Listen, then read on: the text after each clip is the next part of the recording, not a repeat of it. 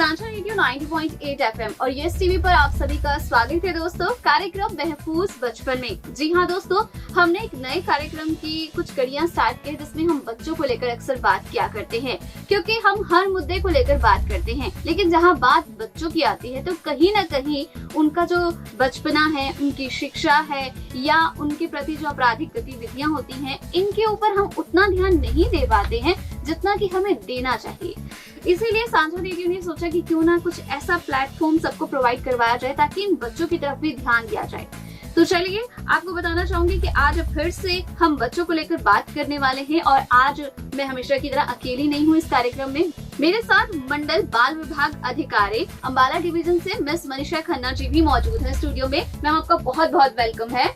नमस्कार, thank you so much कि आपने हमें यहाँ बुलाया आज। जी थैंक यू मैम कि आपने अपने बिजी शेड्यूल में से टाइम निकाल कर हमें भी टाइम दिया, सो दैट लिसनर्स को और हमारी व्यूअर्स जो है उनको काफी इन्फॉर्मेशन मिल सके।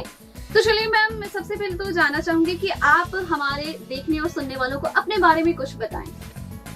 मैम हम Haryana state council for child welfare Chandigarh में हमारी एक ऑर्गेनाइजेशन है जिसमें हमारे हर जिले में यूनिट्स हैं बाल भवन के नाम से। ओके। और उन यूनिट्स में हमारे जिला बाल कल्याण अधिकारी काम करते हैं और मैं हूँ मंडल बाल कल्याण अधिकारी अंबाला डिवीजन से, जिसमें हमारे चारों जिले पंचकुला, कुरुक्षेत्र, अंबाला और यमुनानगर आता है। Okay. और हर बच्चे की न्यूबॉर्न बच्चे से लेके 18 साल तक के बच्चों की हम केयर करते हैं, उनकी वेलफेयर के लिए ये संस्था काम कर रही है। जी मैम, बहुत अच्छी बात है, क्योंकि कहीं ना कहीं इनकी तरफ ध्यान देना बहुत जरूरी हो जाता है जब समाज में गतिविधियां बढ़ती, क्योंकि ये बच्चे हमारे कल का आने वाला भविष्य हैं और अगर हम बेस अच्छा रखेंगे तो कहते हैं ना, बिल्डिंग भी अच्छी बनेगी तो हमारे देश का निर्माण काफी अच्छा होगा।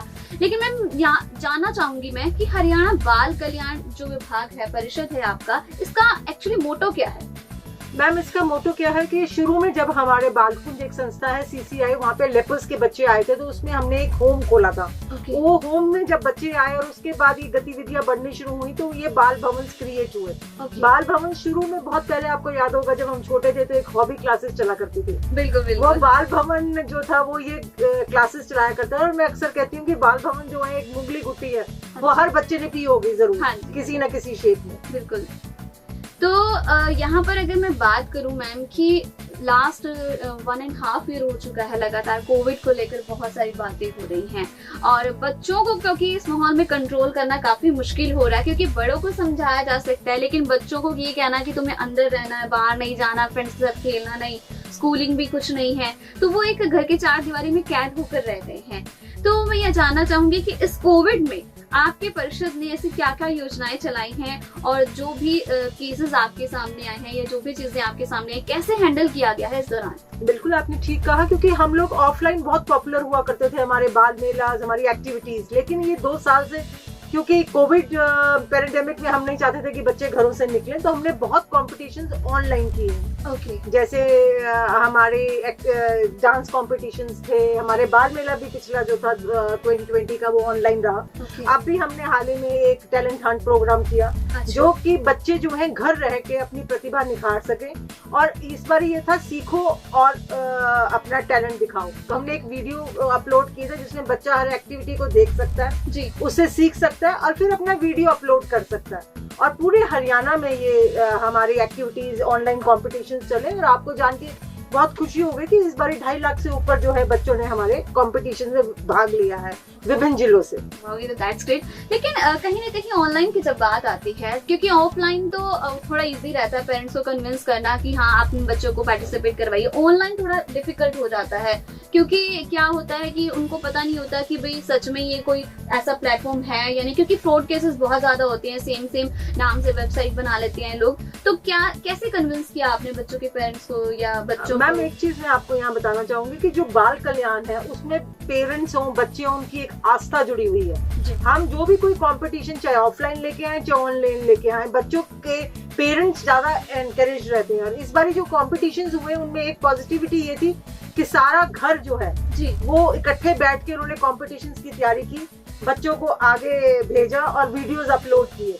और 24 आवर्स ये लाइन्स हमारी खुली रहती थी। ऑफलाइन में कई बार ये होता है बच्चा स्कूल नहीं गया, बस आ गई, उसका कंपटीशन छूट गया, लेकिन ऑनलाइन में 24 आवर्स थे हमारे बच्चों ने, और बच्चों ने इतना पार्टिसिपेट किया, पेरेंट्स इतने खुश हैं कि इस तरह की एक्टिविटीज में बच्चों का जो माइंड था, जो हमारा कॉन्सेप्ट था कि वो डाइवर्ट ना हो, वो पॉजिटिविटी की तरफ जाए, क्रिएटिविटी की तरफ जाए, तो वो हम उस मकसद में पूरे उतरे हैं, काफी कामयाब हुए हैं। तो ये बहुत अच्छी बात है दोस्तों। बच्चों को अपग्रेड रखने के लिए और इस तरह की चीजों से बाहर निकालने के लिए ऑनलाइन एक अच्छा प्लेटफॉर्म है जो कि बच्चों के अंदर की क्रिएटिविटी जो होता है उसे मरने नहीं देता। बिकॉज 2 सालों से जिस हिसाब से स्कूल बंद है, मैंने पर्सनली भी काफी ऑब्जर्व किया है कि बच्चों की जो इंटेलिजेंस लेवल है ना वो काफी डाउन चला गया है। तो ये अच्छी चीज है कि इस तरह की एक्टिविटी हमारे राज्य में, जिले में होती रहनी चाहिए जब तक कि कोविड का सिस्टम खत्म नहीं हो जाता। तो चलिए अब मैम से और भी बातें जानते हैं। मैम, यहाँ जानना चाहूंगी कि जैसे आपने सोसाइटी के बारे में बताया जो बाल कल्याण परिषद है, तो प्रधानमंत्री या इस सोसाइटी के द्वारा क्या क्या ऐसी योजनाएं हैं, स्कीम है जो चलाई जा रही हैं बच्चों के लिए?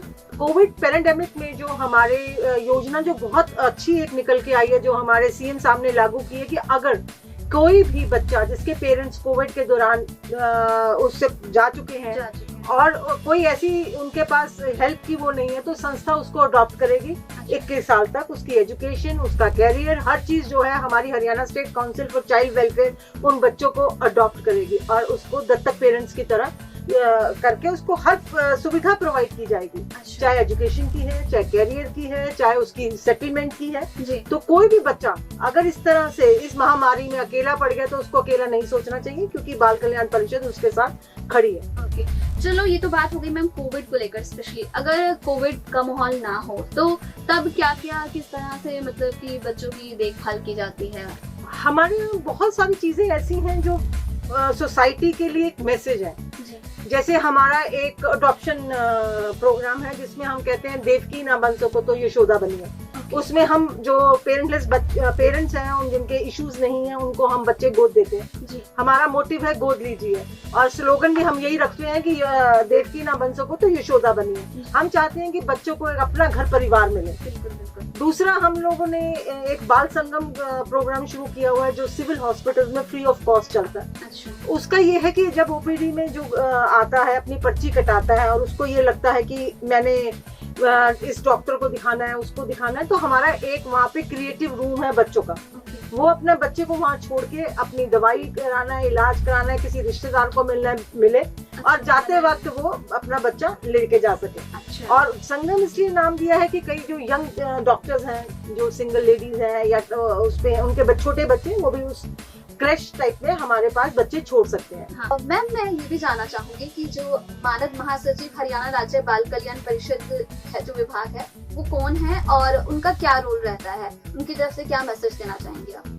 हमारे मानद महासचिव आजकल जो है श्री प्रवीण अत्री जी हैं, और वो जब से आए हैं उनका एक ही मैसेज है कि हर बच्चा सुरक्षित रहे और हर बच्चे तक वो पहुंचे।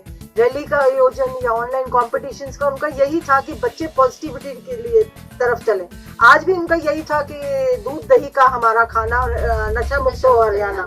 तो हर बच्चे के साथ वो तहे दिल से जुड़ना चाहते हैं, और उनकी ये रहती है कि हरियाणा के जो हमारे बच्चे हैं उनको किसी की तरफ भी नीड है, चाहे एजुकेशन की है, चाहे फाइनेंस की है, चाहे वैसे काउंसलिंग की है, हरियाणा राज्य बाल कल्याण परिषद उनके साथ खड़ा है हमेशा।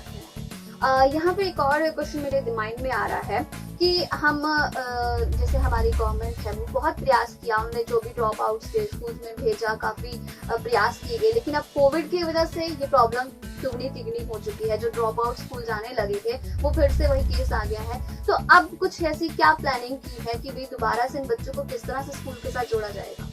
मैम, अभी आपने एजुकेशन मिनिस्टर का बयान सुना होगा कि वो चाह रहे हैं कि धीरे धीरे जो है ये सिस्टम पटरी पे लाया जाए बड़े पहले बच्चों के साथ, क्योंकि जो छोटे बच्चे हैं उनको कंट्रोल करना बहुत मुश्किल है और उनको एक नियम उससे बिठाना, उनको दूर रखना दिक्कत है। तो अब हमारी योजना पहले ये है कि जो बड़े बच्चे हैं 9वीं से 12वीं तक, एक बार वो सेटल डाउन हो जाए और चीजें बदलने लगे तो जरूर छोटे बच्चों के लिए दोबारा से ही वही अच्छे दिन जरूर आएंगे। बिल्कुल, डेफिनेटली आएंगे।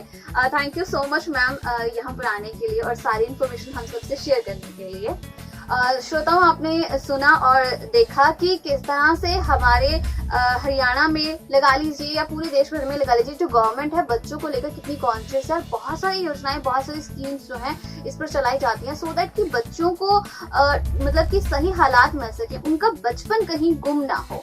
हमारा भी यही प्रयास है और हम भी चाहते हैं कि अगर आपको कहीं भी ऐसा कुछ भी केस नजर आता है, कोई बच्चा है स्कूल नहीं जा रहा है, भिक्षावृत्ति की तरफ जा रहा है या गलत काम की तरफ बढ़ रहा है, चोरी चकारी इस तरह की चीजों की तरफ, तो प्लीज आप चाइल्ड हेल्पलाइन नंबर जो है 1098 उस पर कॉल करके इन्फॉर्म करें डिपार्टमेंट में, या पर्सनली आप साझा रेडियो को भी इन्फॉर्म कर सकते हैं, ताकि हम भी उनके साथ कंसर्न करके और इस तरह के बच्चों को अच्छी एजुकेशन और अच्छी लाइफ दे सके, ताकि हमारा देश जो है वो एक अच्छे रूप में उभर कर सामने आ सके, क्योंकि ये बच्चे ही कल के देश का भविष्य है। इनमें से ही कोई कल को पुलिस डिपार्टमेंट में जा सकता है, सेना में जा सकता है, कोई देश का प्रतिनिधित्व किसी भी पद पर रहकर कर सकता है।